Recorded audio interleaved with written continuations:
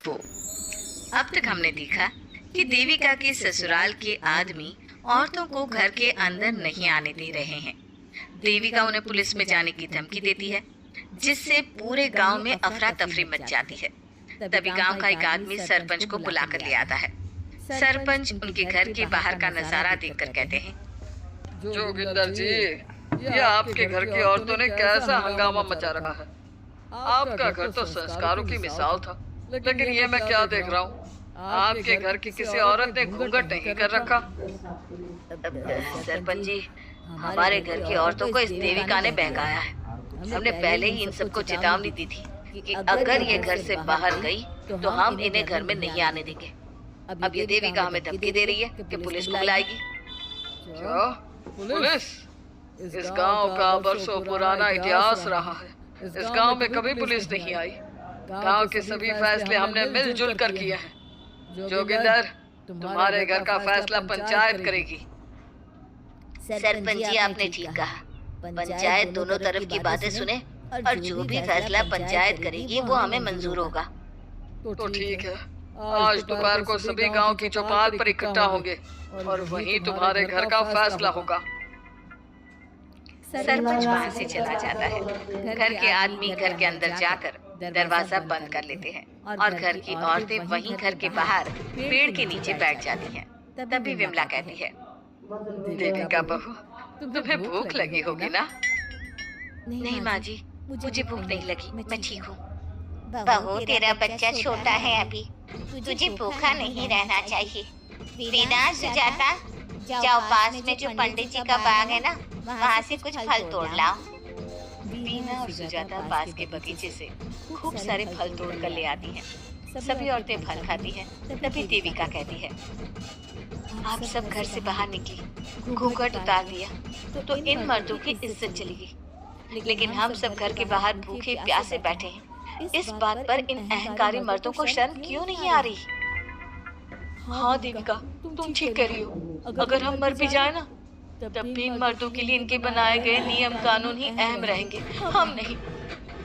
सुजाता भाभी, मुझे तो सबसे ज्यादा सचिन पर गुस्सा आ रहा है। उसने मुझसे लव मैरिज की थी, क्या क्या वादे किए थे कि मेरा साथ कभी नहीं छोड़ेगा, और आज उसने मेरा साथ छोड़ दिया।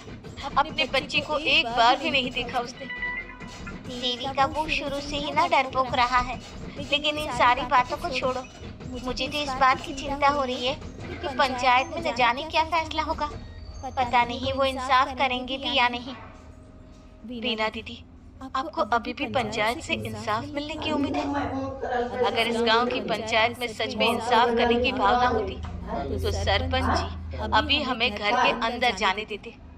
देखा नहीं कितना जहर उगल कर गए हैं हमारे खिलाफ। तो अब हम क्या करेंगे? पंचायत तो हमारे खिलाफ ही फैसला सुनाएगी। पहले तो हम अपनी सारी बातें रखेंगे। अगर ये लोग नहीं माने तो आपको वही करना होगा जो मैं कहूँगी। लेकिन एक बात आप याद रखना, किसी भी सूरत में हम झुकेंगे नहीं, क्योंकि हम सही हैं। देविका सभी औरतों को समझा रही थी। तभी वहाँ एक गांव वाला आता है। आप सभी को पंचायत में बुलाया है। उस गांव वाले की बात सुनकर सभी औरतें पंचायत में पहुँचती हैं। वो देखती हैं कि उस पंचायत में सारा गांव इकट्ठा हो गया है।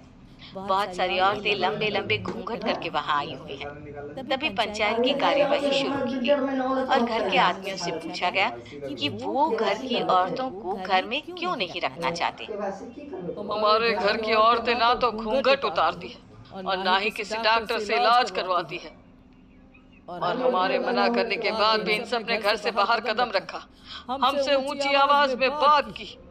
हमने इन सबको चेतावनी भी दी, लेकिन इन्होंने हमारी बात नहीं सुनी। अब ये सभी औरतें हमारे घर में नहीं रह सकती। अब औरतें अपना पक्ष रखें। ये कानून की किस किताब में लिखा है कि औरतों को घूंघट करना चाहिए? और अगर मेरे ससुराल की औरतें मुझे डॉक्टर के पास ना लेकर जाती तो ना मेरा बच्चा जिंदा बचता और ना ही मैं। लेकिन दाई अम्मा से हम इलाज करवा रहे थे ना। दाई अम्मा को कुछ समझ में नहीं आ रहा था। देविका का इलाज दाई अम्मा के बस की बात नहीं थी।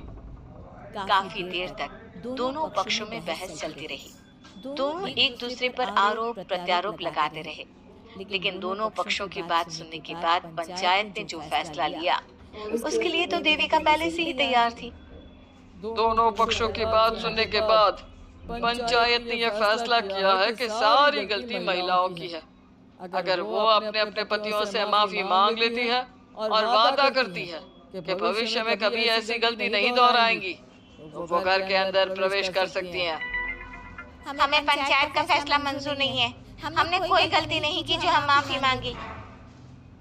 किस बात का वादा करें हम? हमने देविका की जान बचाई है, तो आप हमसे भविष्य में किसी की जान न बचाने का वादा ले रहे हैं क्या? अगर तुम्हें पंचायत का फैसला मंजूर नहीं है तो तुम सबको घर में नहीं पुरानी हवेली में रहना होगा, जो अब खंडहर बन चुकी है। ये खंडहर तुम्हारे घर के सामने ही है। सरपंच जी, आपका फैसला सही नहीं है। एक बार और सोच लीजिए इस फैसले के बारे में। ओ शहर की छोरी, 4 किताबें क्या पढ़ ली, हमें सही गलत का पाठ पढ़ाएगी? तुझे पता नहीं कि पंचायत का फैसला यहाँ सदियों से चलता आया है और लोग उसी को मानते आए हैं। अच्छी तरह जानती हूँ सरपंच जी।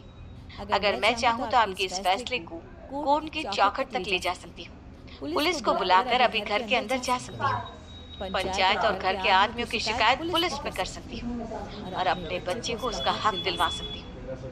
लेकिन नहीं, मैं ऐसा नहीं करूँगी। मैं उसी खंडहर में रहूंगी और इस गांव के आदमियों को दिखा दूंगी कि औरत खंडहर को भी महल बना सकती है, और वो भी बिना किसी आदमी की मदद के। सारे गांव की औरतें देविका की बातें सुनकर हैरान हो जाती हैं। उनका जीवन घूंघट और घर की 4 दीवारी के बीच में ही था। कोई औरत अपने हक के लिए पंचायत से भी टकरा सकती है, ये बात उन्होंने पहली बार सुनी थी। अब देविका घर की औरतों के साथ खंडहर में चली जाती है। माँ जी, ये खंडहर तो काफी पुराना है। भाभी, खंडहर पुराने ही होते हैं। मुझे तो डरावना भी लग रहा है। मैं डर की वजह से कभी इस खंडहर के आसपास भी नहीं आई, लेकिन मुझे क्या पता था कि एक दिन इसी में रहना पड़ेगा। ये तो टूटा फूटा भी बड़ा है।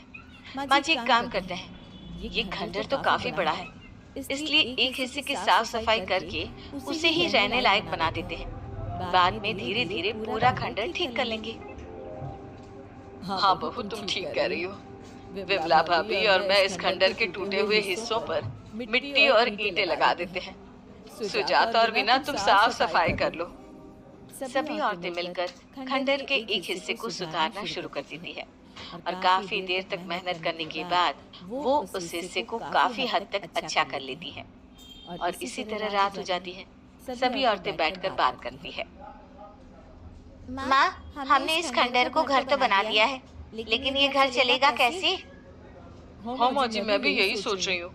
और हम सब तो बड़े हैं, गर्मी सर्दी भूख कुछ भी आसानी से बर्दाश्त कर सकते हैं, लेकिन देविका का बेटा बहुत छोटा है, उसे तो हमें अच्छी तरह से पालना होगा ना। मैं भी यही सोच रही हूँ कि आगे हमें क्या करना चाहिए।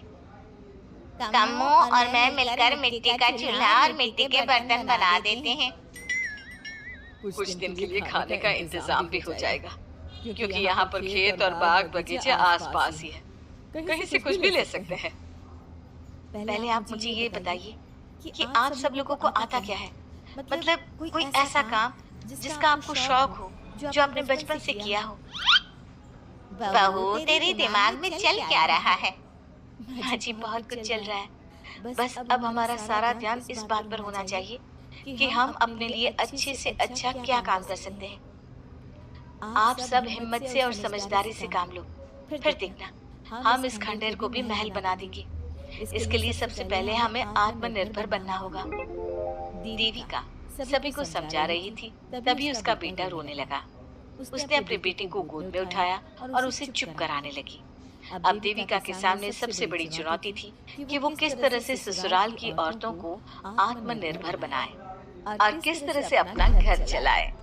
हमारे प्यारे दर्शकों, अब आप बताइए, देविका और घर की सभी औरतों ने अपने पतियों से माफी ना मांगकर सही किया या गलत? क्या उनका खंडहर में रहने का फैसला सही था? अब देविका को क्या कदम उठाना चाहिए, हमें कमेंट में जरूर बताना। हमारी कहानी को लाइक, शेयर और चैनल को सब्सक्राइब करना मत भूलना।